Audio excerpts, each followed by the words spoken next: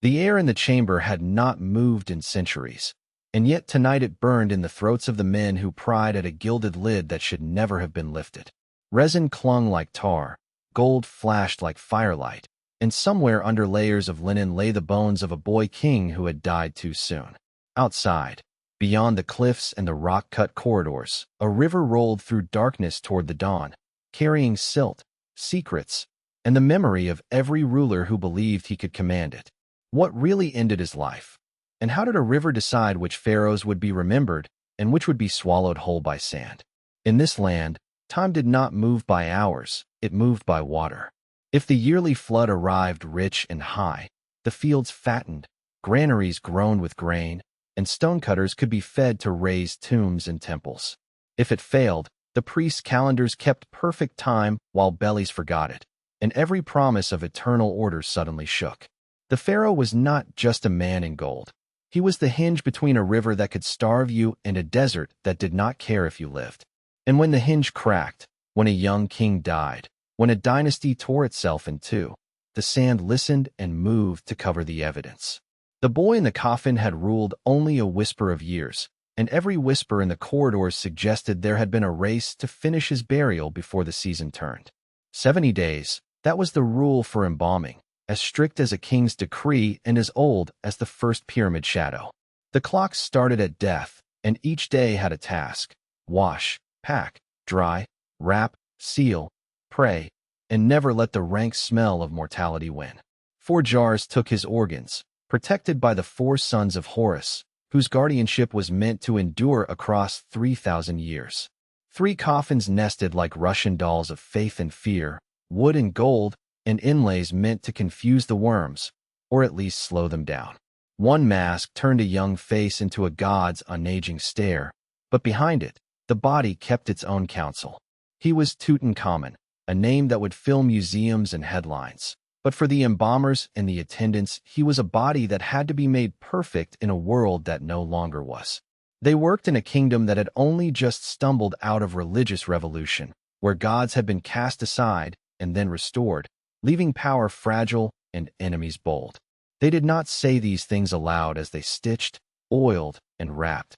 Their hands moved, and the calendar moved, and they looked for omens in the neatness of a knot.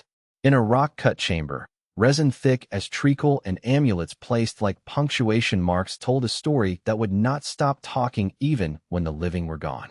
But to understand what was risked in those 70 days, you have to step outside and feel the river's breath. The Nile is the only reason this story happens on this stretch of earth and not somewhere kinder. Between 2 deserts, it pulls a green ribbon out of dust. A narrow kingdom whose width is measured by the distance a flood is willing to travel. The flood was a metronome that could not be argued with, swelling once each year, retreating like a curtain to reveal black soil that looked like reborn night. When it was generous, the state could plan, tax, recruit, and build, and when it stumbled, even a god-king's promises felt like dry reeds in a hot wind. Priests tracked the stars and priests tracked the water, and a scribal hand counted sacks of barley with the same seriousness it counted offerings to a god. Every granary's shadow stretched to the door of the royal court, because stone blocks move only when stomachs are full. Along that green strip, families learned to read the river's shoulders like a face, and they could tell a thin year before a single ear of barley appeared. On the west bank, where the sun dies each day, tomb builders cut tombs into cliffs and wrote their work into contracts, because death paid well when the flood was kind. Those cutters knew their job was to make time stand still in rooms that would never see daylight again, rooms that would fail if a single chip fell where it should not. When a pharaoh died young, the quarryman's hammers sounded like a rainstorm going the wrong direction, down from the cliff into the heart of the earth. In the season of drying linen and heating resin, they turned corridors into maps of the afterlife and ceilings into star fields that only the unbreathing would lie beneath. And while they worked, rumors ran like thin water up the wadi, rumors about what had happened to the boy. Was there a fever? Was there a fall? Was there the weakness of a royal bloodline stretched too thin by its own rules? Even now, studies slice his image and cast his bones into pixel-thin layers, looking for a story his priests could not have imagined telling. Evidence points to a broken leg near the end, congenital foot problems, and illnesses including malaria, signs of disease and accident in a palace that was not kind to children who held crowns. Whatever the truth, one fact survived the incense. They needed to finish before the heat of another season settled, because once the river shifted, labor did too. The Nile's generosity is not a blank check, and the state knew it. That is why a pharaoh's burial is a census as much as a ceremony.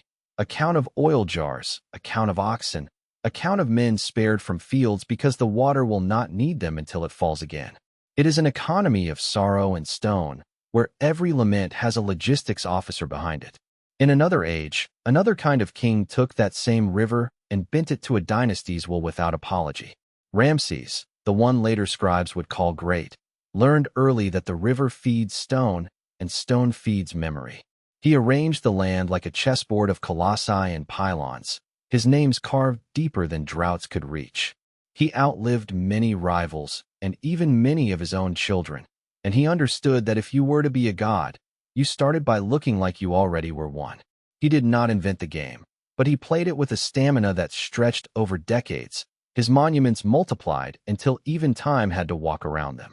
At temple after temple, he staged a conversation with the gods where one voice got the best acoustics, and its syllables spelled his throne name.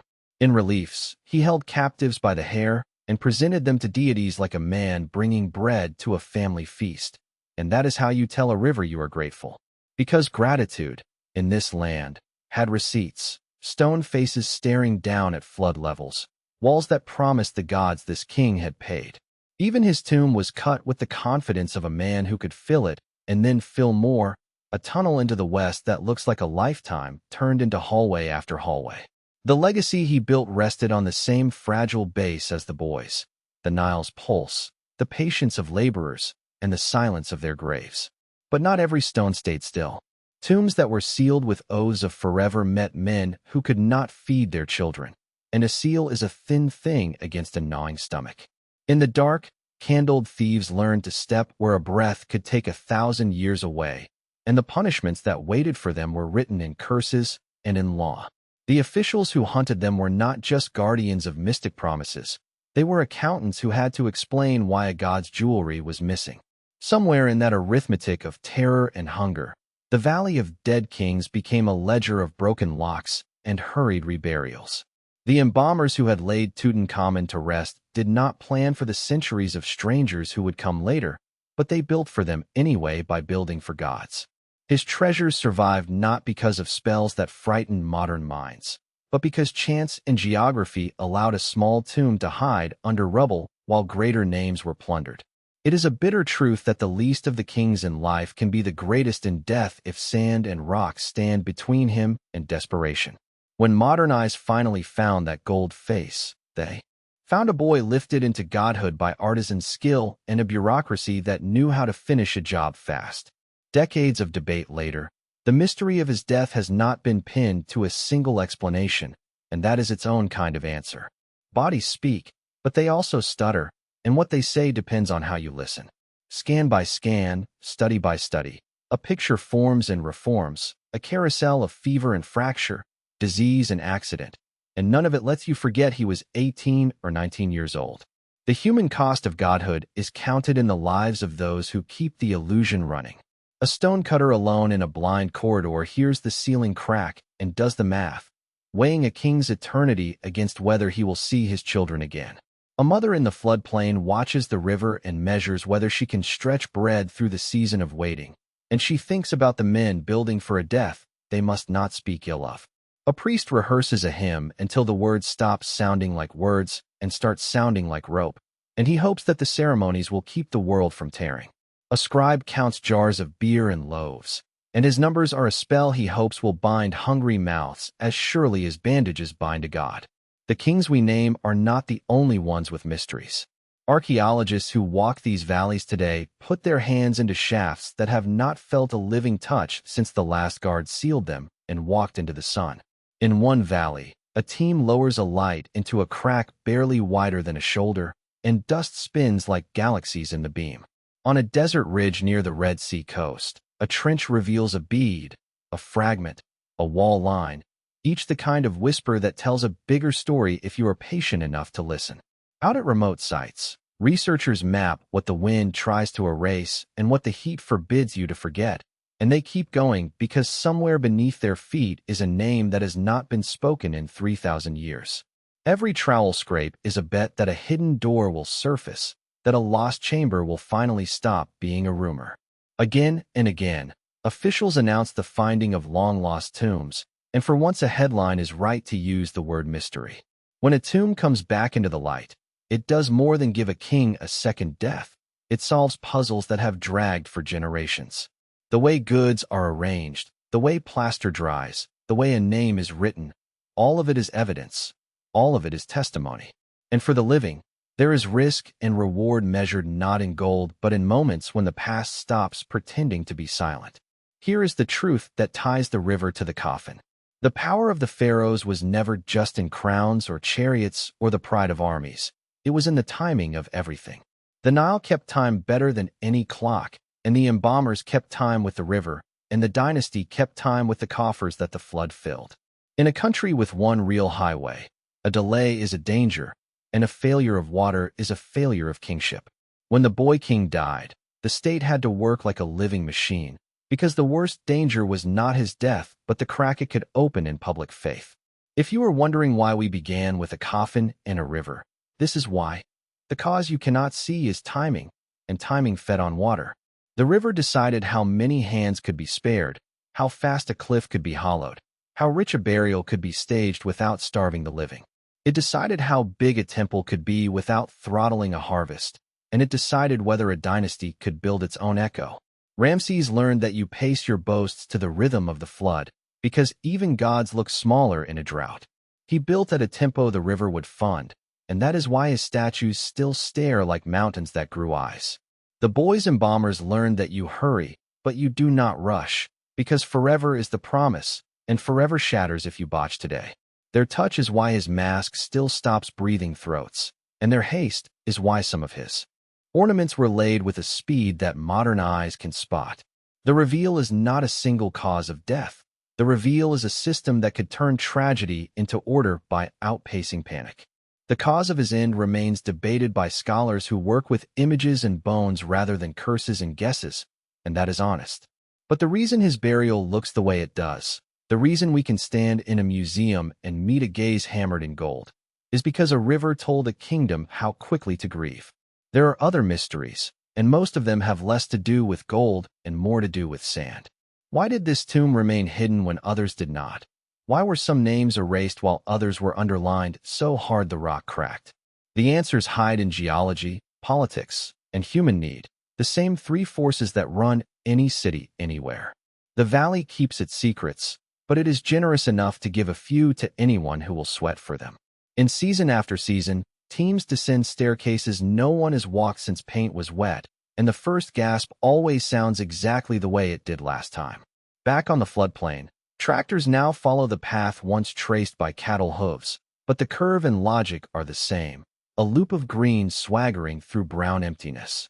The ancient calendar with its 3 seasons, flood, sowing, harvest, still describes the logic of this strip of earth no matter how modern its skyline becomes. The smell of damp soil after the river falls could be from any century you choose. If you close your eyes, you will see the same black loam clinging to toes and the same sigh of relief. In that sigh lives the contract that built pyramids, carved tombs, and wrapped suns into gods. Pharaohs made promises to the dead and the living, and their stone did not keep those promises alone. It was kept by men who cut straight lines into bedrock with copper and bronze chisels and patience, and by farmers who trusted that, next year, the river would come back and say yes again. When we enter a tomb on film or in person, we are walking into a machine built of trust and terror, both kept on the river's schedule. A coffin's gleam and a wall's painted gods are only the visible gears. The invisible ones are hunger and hope and the fear of being the generation that drops the thread. That is why a single chamber can tell the story of a whole empire if you know what you are looking at. Tutankhamun's burial carries fingerprints of grief, haste, craft, and state, and each fingerprint points back to a river that never learned to be merciful. Ramses' statues are colossal not just because he liked big things, but because they were proof he could marshal bodies and bread for decades, which is another way to say the river stayed kind to him long enough. The mystery of the pharaohs is not whether they believe their own divine press. It is how fragile the machinery behind that divinity always was. You can hold a carved scarab in your palm and feel an empire's anxieties polished into a good luck charm, hoping to trick an afterlife into opening its door. You can stand in a ruin and hear tourists murmur like bees, and beneath their voices is the deeper sound of picks and baskets and footsteps, assuming the river will keep its word. In the end, our story returns to that sealed chamber and the rasp of resin on gold. The men in that room did what their fathers had done and what their grandsons would do until the valley finally closed, and they beat the clock because the state told them to, and because the river made them. The boy's bones kept their secrets, as bones are allowed to do, but the world he was sealed into could not hide its design. This is the secret that sat in the air all along. Pharaohs in linen and gold were human beings strapped to a calendar they could not control. And out there, between two deserts, the Nile still rolls and still makes and unmakes reputations with the same indifferent grace. The afterimage of all this is not a lesson. It is an object and a number, the cool blue gaze of a golden mask and the implacable count of years that separate us from the hands that polished it. Somewhere beyond that, on a quiet backwater in a field the color of coffee, a farmer watches the water lift and sets his hopes afloat, exactly as his ancestors did when the last king of a long line closed his eyes. In storerooms and display cases and half-mapped rock halls, unanswered questions sit like unopened jars, and some of them will be opened by people not yet born. For now, we have a timeline kept in silt and in sarcophagi, and we have a boy who died too young and a legacy that learned to make even tragedy look like a plan. The river will decide what survives, as it always has, and the kings will keep trying to outstare it in stone. We began with a closed coffin and a question, and we end with a river that never stops answering in the only language it knows: rise, fall, and everything you can build between.